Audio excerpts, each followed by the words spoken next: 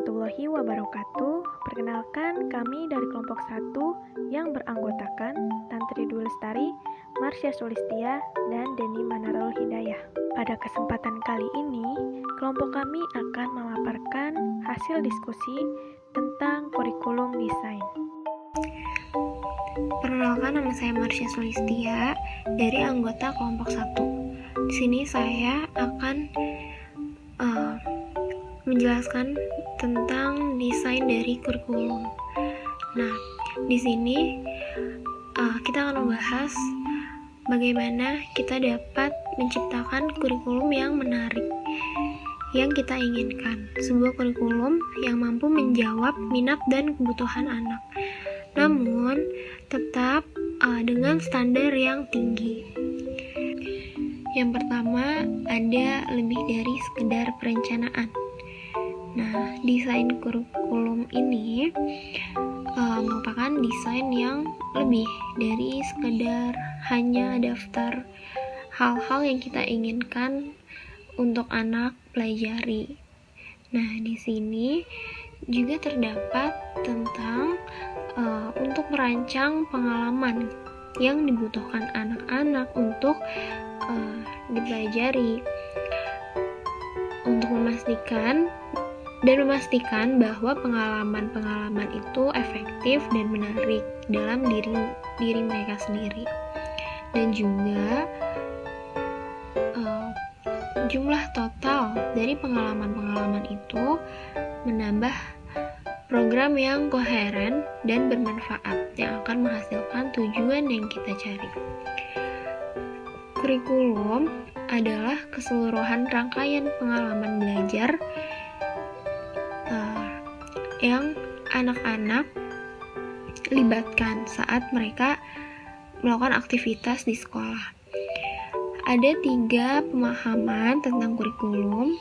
Yang pertama, kurikulum yang ditetapkan oleh negara. Jadi, semua hal yang menurut negara harus dipelajari oleh generasi muda kita. Yang kedua, ada kurikulum yang ditetapkan oleh sekolah atau guru.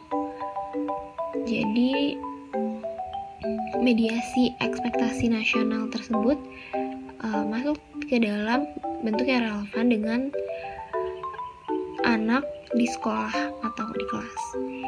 Nah, yang ketiga, ada kurikulum seperti yang dialami oleh anak. Nah, mungkin dari sini tuh setiap anak memiliki pandangan beda dari setiap anaknya untuk kurikulum masing-masing. Yang kedua, ada lebih dari kurikulum nasional. Kurikulum nasional mengatur seperangkat pembelajaran umum yang menjadi hak semua anak. Tetapi ekspektasi ini selalu dimediasi oleh sekolah, masing-masing sekolah, dan setiap sekolah memiliki caranya sendiri untuk menanggapi. Walaupun setiap sekolah tuh berpikir bahwa mereka tuh memiliki cara yang sama, tetapi sebenarnya ada sedikit perbedaan-perbedaan. Harapan nasional selalu dicapai dalam lingkungan lokal. Yang ketiga, ada lebih dari dasar. Ketika mereka memulai sekolah dasar pada usia 4 tahun, anak-anak masih diambang kehidupan dunia yang luas, yang baru dan menarik tersedia untuk mereka jelajahi, dan mereka masih berkembang sebagai manusia yang hampir menemukan diri mereka sendiri di dalam dunia itu. Kurikulum sekolah dasar harus membantu membuka dunia bagi anak-anak sekolah dasar, harus memberikan pengalaman yang luas untuk anak-anak dengan membekali mereka dengan keterampilan yang mereka butuhkan untuk kehidupan mereka. Jadi kurikulum ini memiliki peran kunci utama, yaitu untuk membantu anak-anak memahami atau mengetahui mengenai dunia tanpa mengurangi keingintahuan mereka untuk mencari tahu sendiri. Anak-anak sekolah dasar membutuhkan kualitas pribadi yang baik agar mereka menjadi percaya diri dan tangguh. Dan juga mereka memerlukan keterampilan sosial untuk bekerja sama dengan orang lain. Mereka membutuhkan keterampilan kognitif untuk memahami semua informasi yang akan mereka temukan. Selain itu, ada beberapa kemampuan yang anak-anak sekolah dasar perlu miliki, yaitu komunikasi dasar, kemampuan matematika dasar, dan juga kemampuan menggunakan teknologi dasar. Yang keempat, ada lebih dari sekedar mata pelajaran. Nah, apa yang dipelajari oleh anak-anak di sekolah dasar jauh melampaui mata pelajaran yang ada. Mereka belajar sepanjang waktu. Pada saat usia 11 tahun, mereka merupakan orang yang sangat berbeda dibandingkan dari usia mereka 4 tahun yang baru saja menduduki kelas rendah. Nah, pembelajaran ini tercermin dalam tujuan sekolah yang mengacu pada aspek pribadi, sosial perkembangan, dan emosional. Di sini ada mengenai pengembangan pribadi. Sebagian besar negara mengacu pada pengembangan pribadi dalam nasional mereka, kurikulum, dan beberapa menetapkan target khusus. Di Inggris ada panduan mengenai Early Years Foundation Stage untuk anak-anak hingga usia 5 tahun untuk merinci aspek pengembangan pribadi mereka. Tidak ada dalam undang-undang yang sesuai dalam kurikulum nasional. Namun, ini adalah bagian dari pedoman sebagai pendidikan pribadi, sosial, dan kesehatan, dan kewarganegaraan. Yang kedua, di sini ada keterampilan utama. Nah, sebagian besar negara juga mengacu pada berbagai keterampilan yang berlaku untuk semua mata pelajaran. Nah, keterampilan ini bersifat umum, seperti berpikir kritis, memecahkan masalah, mengkomunikasikan atau menyelidiki, atau mungkin lebih spesifik, seperti menganalisis, mensintesis, dan mengevaluasi.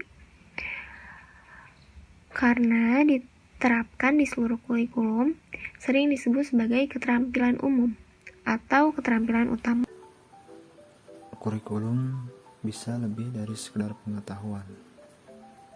Nah, terdapat dalam slide ya, dalam mata pelajaran itu sendiri mungkin terdapat ketegangan antara pengetahuan, mata pelajaran, keterampilan, dan pemahaman. Ketiga istilah ini selalu digunakan dalam kurikulum nasional bahasa Inggris. Nah, untuk menunjukkan berbagai bentuk pembelajaran. Nah, ini terdapat pengetahuan adalah kepemilikan informasi. Nah, keterampilan adalah kemampuan untuk melakukan suatu operasi baik mental maupun fisik. Disebutkan, pengetahuan adalah kepemilikan informasi ketika seseorang tentunya memiliki pengetahuan yang lebih, maka informasi pun mudah untuk didapatkan. Maka dari itu, kurikulum didesain untuk tidak sekedar bisa menambah pengetahuan dan wawasan, namun kurikulum juga didesain lebih dari sekedar bisa menguasai pengetahuan. Nah, setelah adanya pengetahuan, maka adanya pemahaman. Pemahaman melampaui pengetahuan menjadi pemahaman umum, memiliki prinsip-prinsip yang memungkinkan potongan pengetahuan dipasang ke dalam suatu struktur. Nah, tentunya kurikulum bisa lebih melampaui pengetahuan. Maka pemahamanlah yang harus ditingkatkan agar kegiatan pembelajaran dapat lebih meningkat. Dengan demikian,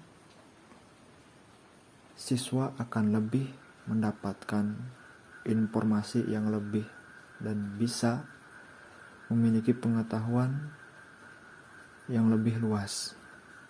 Nah, itu. Kemudian dilanjut 6 ya, atau yang ke-6, kurikulum lebih dari sekedar pelajaran. Nah, bisa dilihat di layar. Nah, alasan utama mengapa kurikulum sekolah pasti lebih luas daripada kurikulum nasional, karena sebagian besar perencanaan kurikulum berfokus pada apa yang terjadi dalam pelajaran, dan anak-anak tidak hanya belajar dalam pelajaran, namun mereka belajar dari rutinitas sekolah. Hal-hal yang terjadi setiap hari atau minggu seperti mengubah buku-buku perpustakaan, akan perakitan, menjaga tanaman, waktu makan, siang dan istirahat, menjalankan tugas, pengorganisasian sumber daya, dan merapihkan. Dari apa yang terdapat di tampilan layar, nah, sudah kita pahami ya, tentunya kurikulum tidak hanya sekedar pelajaran, mengatur suatu pembelajaran agar lebih baik. Tidak hanya sampai situ, namun kurikulum juga bisa mengatur suatu sistem yang ada di sekolah agar menjadi lebih baik. Tentunya dengan beberapa langkah yang dilakukan dalam melaksanakan kegiatan-kegiatan di luar kegiatan KBM pada pembelajaran di sekolah. Tentunya itu akan menambah pemahaman siswa dari apa yang mereka dapatkan dan apa yang mereka kerjakan. Seperti halnya setelah kegiatan KBM dilaksanakanlah kegiatan ekstrakurikuler. Nah, tentunya di dalam ekstrakurikuler itu siswa akan mendapat pemahaman baru dan mendapat ilmu baru, termasuk rutinitas yang mereka kerjakan merupakan suatu kegiatan yang dapat mengubah serta mendorong siswa menjadi lebih baik. Nah, itu terdapat di dalam kurikulum lebih dari sekedar pelajaran. Nah, dilanjut ya. Yang ke-7, apa yang kita capai? Nah, ini bertanya, apa yang ingin kita capai? Nah, di layar teman-teman semua sudah melihat ya. Nah, tentunya yang ingin kita capai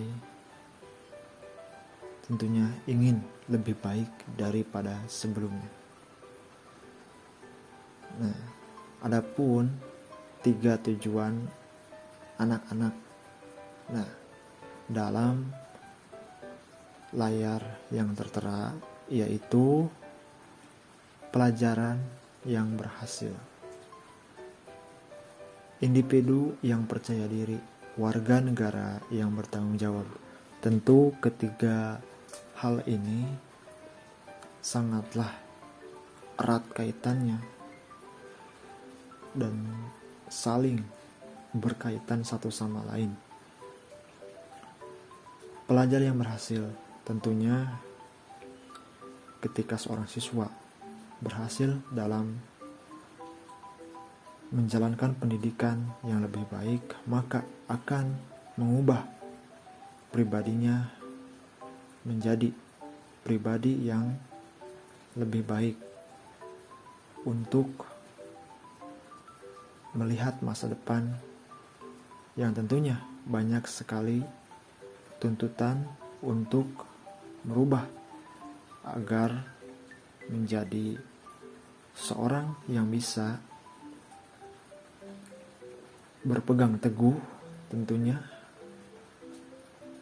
kepada apa yang mereka jalankan, serta kaitannya dengan warga negara yang bertanggung jawab. Tentunya seorang siswa dituntut untuk bisa bertanggung jawab. Dalam hal ini, siswa nantinya akan tumbuh dewasa. Setelah dewasa, mereka akan bisa menjalankan kehidupannya masing-masing tanpa bantuan dari guru ataupun orang tua. Maka sejak dini siswa haruslah disalurkan, dituntun untuk bisa menjadi warga negara yang bisa bertanggung jawab. Ya, pemaparan selanjutnya yaitu tentang the three circle atau 3 lingkaran. Guru bisnis Amerika, Simon Sinek, berbicara tentang membangun perusahaan yang sukses. Beliau menerapkan 3 pertanyaan, yaitu apa, bagaimana, kenapa. Apa di sini yaitu berfokus pada apa yang mereka produksi dan bagaimana produk mereka berbeda dan lebih baik, sehingga mereka menemukan jawaban kenapa mereka memproduksi produk tersebut. Akan tetapi, Sinek tidak menerapkan analisisnya pada sekolah dan kurikulum. Tetapi perbandingannya terlihat jelas. Kebanyakan perencanaan kurikulum di sekolah adalah tentang apa? Tentang apa yang ingin anak-anak pelajari. Sehingga hal tersebut berada di lingkaran luar. Akan tetapi, mereka memiliki sedikit waktu untuk memikirkan tentang bagaimana kami akan mengajarkan apa tersebut. Sehingga jarang sampai pada pertanyaan mengapa yang merupakan pusat dari segala hal, yaitu mengapa kita ingin mereka mempelajari hal-hal ini.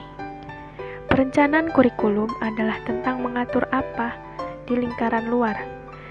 Desain kurikulum adalah tentang memulai dari lingkaran dalam dan sampai pada apa yang ada di lingkaran luar dengan mempertimbangkan bagaimana melalui proses desain kurikulum.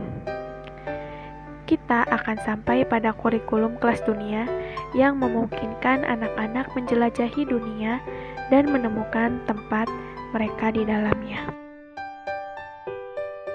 Yang kesembilan yaitu mesin buah. Guru menggunakan pelajaran untuk membantu anak-anak memperoleh pengetahuan dan mengembangkan keterampilan dan pemahaman yang mereka butuhkan untuk menjalankan mesin buah. Inilah gunanya pelajaran. Tetapi, pembelajaran itu kuat karena anak-anak memiliki motivasi untuk mempelajari hal-hal yang mereka butuhkan dan dapat memahami intinya. Mereka juga memiliki konteks nyata dan praktis di mana mereka dapat segera menerapkan pembelajaran baru mereka, dan mereka memiliki komitmen emosional yang sangat besar. Semua ini membuat pembelajaran menjadi menyenangkan, menarik, dan nyata. Pelajaran ini tidak direncanakan jauh-jauh hari, karena pemasangan mesin buah ini dilakukan secara spontan oleh anak-anak itu sendiri. Guru tidak mengetahui itu akan terjadi. Sekolah mampu menanggapi hal ini karena sistem perencanaannya berkisar pada mengapa dan bagaimana, daripada berfokus pada apa.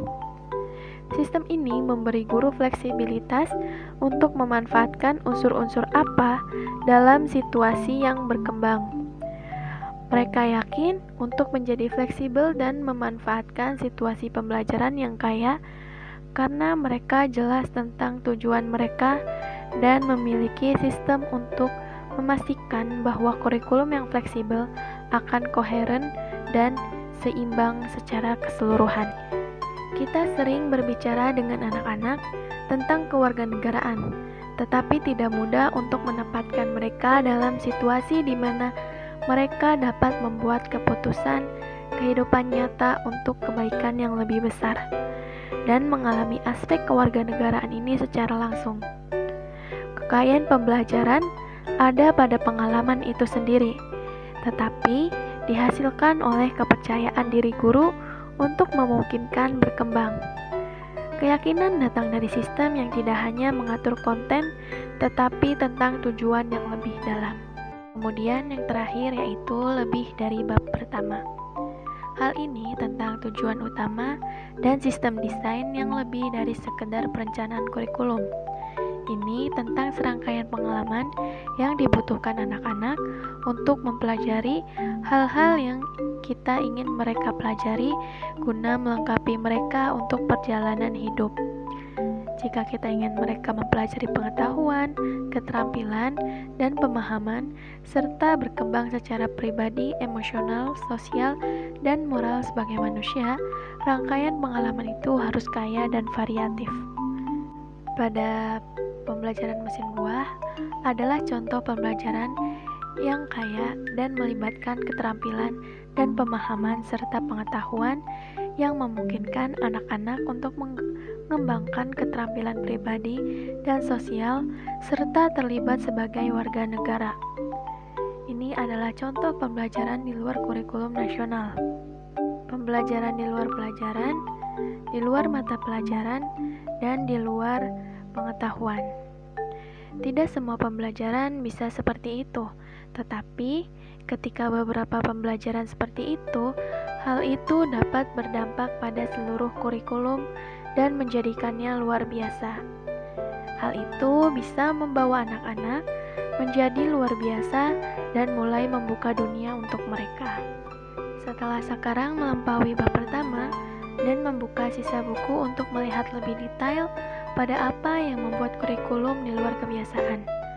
Dan jika belum berhasil, terdapat 3 pertanyaan desain, yaitu apa yang ingin kami capai, bagaimana seharusnya kita mengatur pembelajaran paling efektif untuk mencapai hal-hal itu, dan bagaimana kita tahu jika kita telah sukses.